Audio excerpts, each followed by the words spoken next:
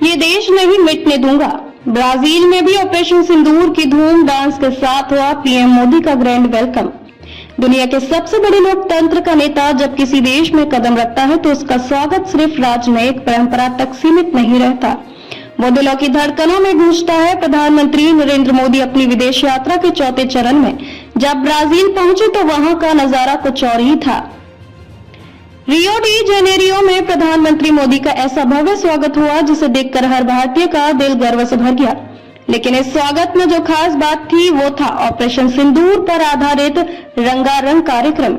ये देश नहीं मिटने दूंगा जैसे यह गीत बजा, मंच पर पारंपरिक वेशभूषा में सजे कलाकारों ने ऐसा नृत्य प्रस्तुत किया जिसमें सिर्फ संस्कृति नहीं बल्कि भावनाओं का भी संगम दिखाया।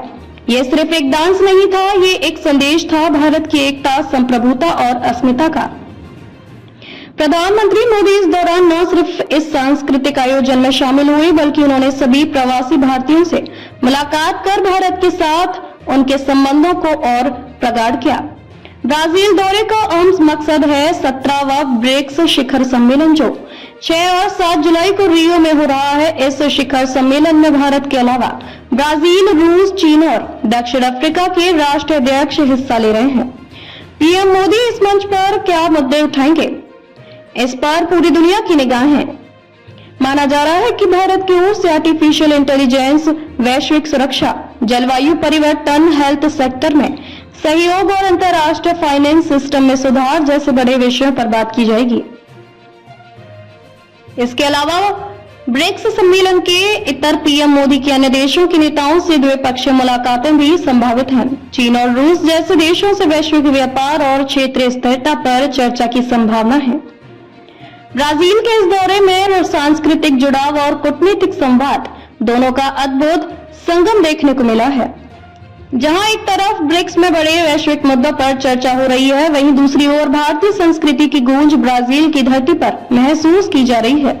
यह दिखाता है कि भारत की सॉफ्ट पावर आज वैश्विक कूटनीति का एक अहम हिस्सा बन चुकी है।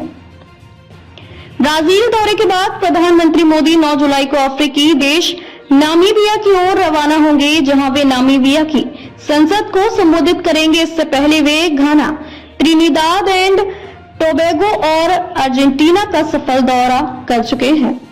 8 दिन में 5 देशों की यात्रा के इस सिलसिले में मोदी न सिर्फ भारत की विदेश नीति को मजबूत कर रहे हैं बल्कि भारतीयों के दिलों को भी जोड़ते चल रहे हैं। दुनिया के हर कोने में जब कोई एक गीत विदेशी धरती पर गूंजता है और वहां के लोग उस पर थिरकते हैं तो वो सिर्फ एक प्रस्तुति नहीं होती, वो भारत की आत्मा होती है जो सीमा पार जाकर भी दुनिया को जोड़ती है।